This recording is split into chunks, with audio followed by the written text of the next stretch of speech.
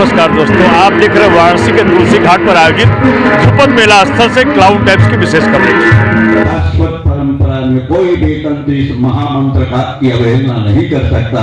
महाराजा अधिराज काशी नरेश साम्राज्याधिपति हमारे पूज्य भूतनाथ जी को इस अवसर पर मैं प्रणाम अर्पित करता हूँ, जिन्होंने स्वयं बुलाकर कहा 1975 के बाद 76 में ये रुकना नहीं चाहिए, इसे शिवरात्रि से जोड़िए। 21 फरवरी को शुरू हुआ था और कहा इसको शिवरात्रि से जोड़िए, और यह शिव की सदाशिव परंपरा चलती आ रही है।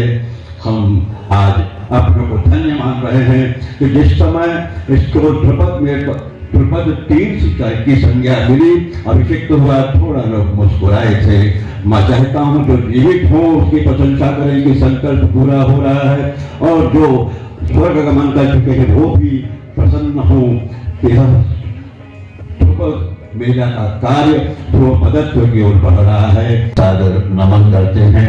न धर्म थे तो वह सभी क्षते, मुझे चाचा कहते हैं, लेकिन अपने कार्य से व्यक्ति प्रणम्य होता है। आज इस उदात्त परंपरा के संचालन के लिए मैं इन्हें भी प्रणाम करता हूँ। गुरुजन, मेरे माता पिता और मेरे कर्मभूमि काशी हिंदू विश्वविद्यालय और मेरी तपोभूमि बनारस, मैं ये श्रेय उन्हीं को दे रहा हूँ। मैं एक छोटा सा संवाहक हूँ, कला सेवक हूँ, संगीत का सेवक हूँ। जब मैं बनारस आया सन 74 में पढ़ने के लिए, बंबई से मेरा आगमन हुआ। दर्शन शास्त्र का अध्ययन करके मैं बनारस पहुंचा, और मेरे गुरुजी के आदेश से उस्ताद ज़िया मोहम्मद डागर साहब, जो इस मंच पे कई बार आ चुके हैं, वह तथा उनके छोटे भाई उस्ताद ज़िया फरीदुद्दीन डागर, उनके साथ भी मुझे अनेक वर्ष तक देश विदेश में गाने का सौभाग्य प्राप्त हुआ, इस मंच पे भी। तो उन्हीं की आज्ञा से मैं बनारस आया और मेरा कार्य शुरू हुआ। संगीत चलाते हैं, और यह ध्रुव तारा कभी अपनी जगह से हिलता नहीं। ध्रुपद मेरा मिलता रहेगा, हिलेगा नहीं, मिलेगा आपको। इसलिए इस आश्वासन के आसन पर इनके 2 वचन सुनने की आकांक्षा है। संगीत रसिकजन, आप सबको प्रणाम। संयोजन का कार्य तो बड़ा कठिन होता है, और हमारे यहाँ का ये 3री पीढ़ी है अभी। और काशी एक चीज समझ लीजिए कि ये ज्ञान का केंद्र है, बहुत कुछ सीखते हैं। अब जैसे माल्यार्पण के समय हम लोग का एक नियम है कि महाराज को हम लोग पहला माला पहनाते हैं, तो उन्होंने करके आर्टिस्ट पे कर दिया है। तो ये एक बड़ी बात है, एक मैसेज इसमें बहुत बड़ा है कि आर्टिस्ट को हम लोग मानते हैं कि ये साधक होते हैं, पूरा जीवन अपना लगा देते, तो इनका आदर एक मेंटेन करना चाहिए। हम लोग थोड़ी इनसे दिलगी भी करते हैं कि अगर मान लीजिए आप केक वाला विधान में अगर जाएंगे तो कैंडल कितने जा करे 80 जलाना पड़ेगा। तो इतने वर्ष के हुए, और ध्रुपद मेला भी अब अगले 50 वर्ष में जा रहा है। और महाराजा ने एक बहुत अच्छी बात कही कि हम लोगों को आर्टिस्ट लोगों से फीडबैक लेके अगला 50वां वर्ष कैसे ग्रेसफुली मनाए, वो हम लोग देखेंगे। इसको हम लोग आपस में बात भी करेंगे, और जिसको जो इनपुट देना हो वो किसी को भी दे सकता है, शेयर कर सकता है, और हम लोग इस पर 1-2 दिन बाद डेलिब्रेट करेंगे ताकि इसकी रूपरेखा बने। बहुत उत्साह है।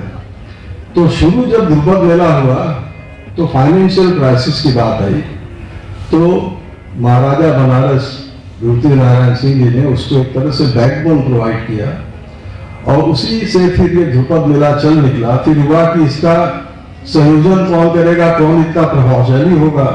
तो हमारे ग्रैंडफादर ने आचार्य जी को कहा कि अगले पीढ़ी को आप थोड़ा उलझाइए इसमें, अगर वो मान गए तो फिर ये चल निकलेगा। वैसे करते करते एक लंबा सफर जो है ये लेके चला ये ध्रुपद मेला, और उसी तरह हम भी उलझा दिए गए इसमें फिर। लेकिन ऐसी ही घोषणाएं करने का मैं बहुत कुछ सुनता था, आज फिर घोषणा कर रहा हूँ कि अगले 50 वर्षों के लिए भी ये संयोजक दे रहे हैं। पुष्करनाथ जी भी हमारे संयोजक होंगे। और हम तो घोषणाओं के लिए, क्योंकि बचपन से मेरा नाम राजेश्वर है और उस राजा मालिक और गुरु की वाराणसी की परंपरा को मैंने छोड़ा नहीं है, इसीलिए राजा घोषित हो कि महाराजा ध्रुपद से नहीं है। अगर शताब्दी भी हुई भोजपुरी में कह रहे हैं, क्योंकि इनको देख के हर हर महादेव का नारा लगता है। इसीलिए वह शिव संकल्प अपने आकल्प को पूरा करता रहेगा, ध्रुपदत्व रहेगा। हम अपने महानिदेशक को प्रणाम करते हैं कि प्रधान संयोजक और संयोजक और महानिदेशक से अगले 50 वर्षों में ध्रुपद मेला शताब्दी की यात्रा करेगा। मेरी आत्मा इसी के पीछे मंडराती रहेगी। मैं राजेश्वर नामधारी आप दोनों को प्रणाम करता हूँ। बहुत बहुत भव्यम। अब महाराज श्री से चाहेंगे कि अपने राजत्ववाणी से विराजित ध्रुपद मेला को अपने श्रद्धार्पण करें। आदरणीय कलाकार को, जो कलाकार मंच पर उपस्थित नहीं है, उनको मैं प्रणाम करता हूँ। माननीय महंत जी, माननीय राजेश्वर जी,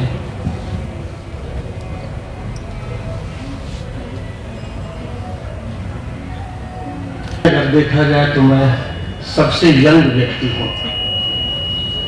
आप लोग शुरू से इस रस का आनंद लेते आ रहे हैं और आज इसी ध्रुपद मेला का ही एक साक्षात प्रमाण है। उनको उन्होंने कुछ थोड़ा प्रसाद दिया और सबसे बड़ा प्रसाद तो ये है कि विघ्न बाधाओं के बावजूद भी हम लोग 49वें वर्ष में हम लोग इस मेला का आयोजन कर रहे हैं। जहाँ तक मैं जानता हूँ ये मेला कभी रुकने वाला नहीं है। ये चैलेंज एक व्यक्ति का नहीं है। ये जो लोग इसमें, जो कलाकार लोग भाग ले आते हैं, अपनी सेवा देते हैं, वो लोग पारंपरिक रूप से पीढ़ी दर पीढ़ी से वो लोग आते हैं। इसको अपना मान करके पीढ़ी दर पीढ़ी वो लोग आ रहे हैं। और जहाँ तक हम लोग का सवाल है, उनके सामने हम लोग कौन है? हम लोग तो उनकी सेवा करते हैं और हम लोग भी पीढ़ी वाले हैं, तो ये कभी रुकेगा नहीं है। जहाँ तक अगले वर्ष का सवाल है, मैंने आदरणीय महंत जी से भी कहा है, राजेश्वर आचार्य जी से भी कहा है कि हम लोग बैठ करके एक रूपरेखा बना लें। मैं तो चाहूँगा कि जो कलाकार लोग अभी जीवित हैं और जो जैसे राजेश्वर ऋतिक सान्याल जी, मैं तो चाहूँगा कि जो कलाकार और राजेश्वर आचार्य जी, आप लोग यही दो या और भी जो लोग हैं, आप लोग एक अपना इस 49 वर्ष का अनुभव लिखें और उसको हम लोग एक स्मारिका के रूप में प्रकाशित करेंगे। ये मेरी इच्छा है। इसमें जो भी होगा मेरे तरफ से कोई कमी नहीं होने पाएगी।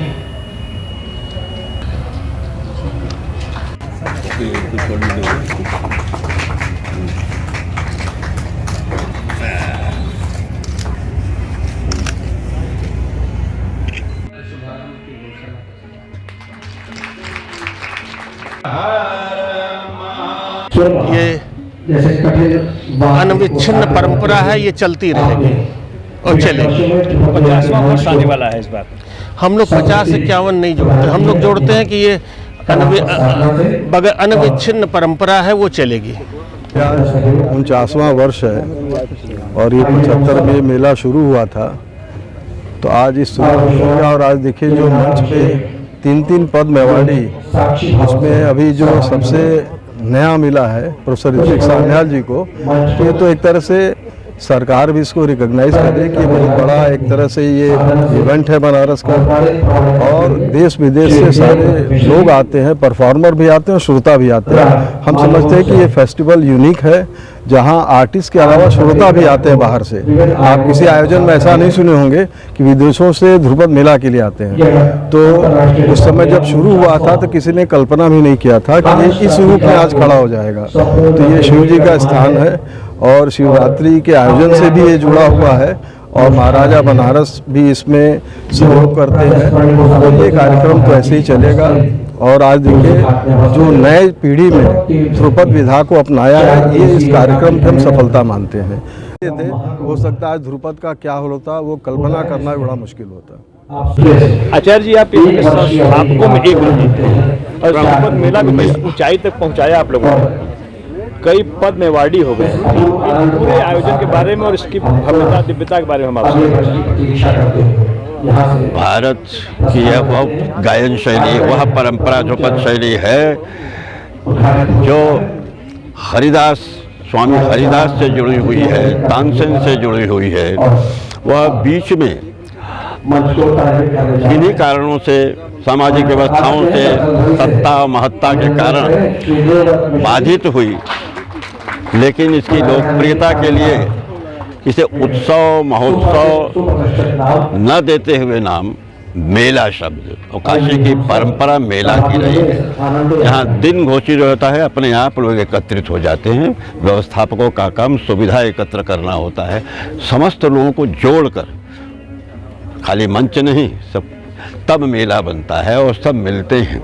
इस तरह से काशी में ध्रुपद मेले की परिकल्पना हुई। उस समय पद्मश्री सियाराम तिवारी जी और पद्मश्री पुरुषोत्तम दास जी पखव जी दो थे, लेकिन ध्रुपद मेला आरंभ होने के बाद यह पद्मश्री परंपरा बढ़ती गई। वसीफुद्दीन डागर को मिला, गुंडचा बंधुओं को मिला, और उसके बाद आप तीन देख ही रहे हैं। और इस तरह से एक आसान भाषा में हम जानना चाहेंगे, जो लोग संगीत नहीं समझते हैं उनको ध्रुपद के बारे में, ध्रुपद या शास्त्रीय संगीत दोनों का अंतर जानना चाहते हैं। वो ऐसा है जो हमारे जीवन का ध्रुवत्व है, समझे। ध्वनि जो है, स्वरनाद जो है, वो अनंत है, इसीलिए अनादि भी है। उसमें गत्यात्मकता संयम पाके लय बनती है और नियम पाके ताल। उसी तरह से नाड़ी से लेके सब कुछ जो है वह जीवन की संचालिका मूल शक्ति है। उससे तादात्म्य स्थापित करके व्यक्ति अपनी जीवनी शक्ति प्राप्त करता है। अतः विदेश से भी आए हुए लोग rhythmic behaviour, rhythmic structure, rhythmic pattern, rhythmic idioms, इससे सादृश्य प्राप्त करते हैं। और जो अव्यवस्था जीवन की है, गति तो अव्यवस्थित होगी, लय व्यवस्थित होती है। उसमें कोई सम्यक यम, संतुलित यम, यम माने समय, उसके बाद उसमें नियम निर्धारित किए जाते हैं। तो पहले स्थायी अंतरा संचारी आभोग में डीप इंट्रोडक्शन विद स्वराज, फिर सापेक्षिकता, दो स्थायी अंतरा, जब अंतर और स्थायी हो जाता है तो बीच में संचार होता है, समझे। और इसे जानने के बाद उसका जो एक्सपीरियंस वैल्यू है वो आभोग है। इस तरह से जीवन की पूर्णता ध्रुव पद में आत्मा जिस प्रकार ध्रुव है, शाश्वत है, ध्रुपद भी शाश्वत है। ध्रुपद मेले में नहीं बदलेगा। बड़ा विरोध हुआ।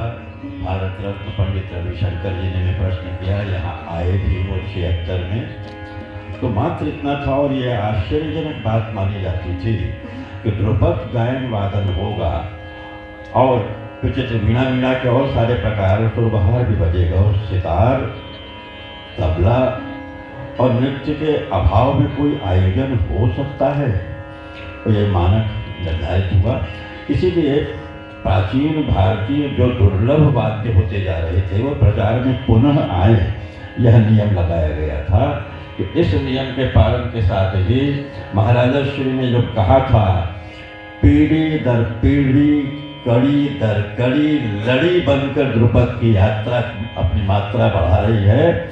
आपको मेला समिति और महाराज की तरफ से हम यह दे रहे हैं कि बस वह जिन वाद्यों को मना किया गया है, ठीक है, उसके अलावा भारतीय प्राचीन वाद्यों को लेकर आप 25 नहीं 50 बनाए, स्टेज वहाँ तक बन जाएगा। आवश्यकता हो तो रेती में बना देंगे।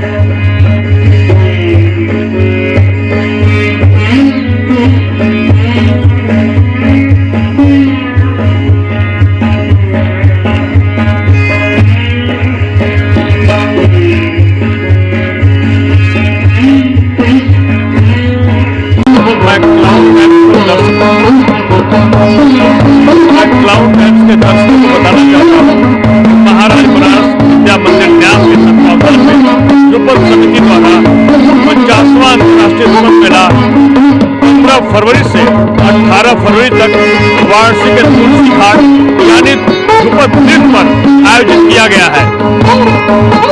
आप देख सकते हैं दर्शक दीर्घा में ध्रुपद मेले के संस्थापकों में से एक पद्मश्री राजेश्वर आचार्य बैठे हैं। उनके ठीक बगल में कुंवर अनंत नारायण सिंह ध्रुपद संगीत का आनंद ले रहे हैं। दर्शक दीर्घा में विदेशी श्रोताओं की भारी भीड़ जमा है।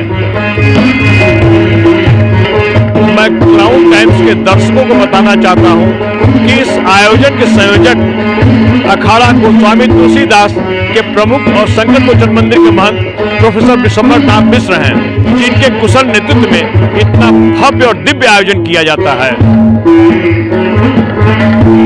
4 दिनों तक चलने वाले इस ध्रुपद मेले में काफी संख्या में विदेशी श्रोता हैं। आप देख सकते हैं 4 दिनों तक पूरी रात ये विदेशी पर्यटक यहाँ पर एक से बढ़कर एक संगीत को सुनने के लिए इंतजार करेंगे। के प्रति समर्पित एक परिवार में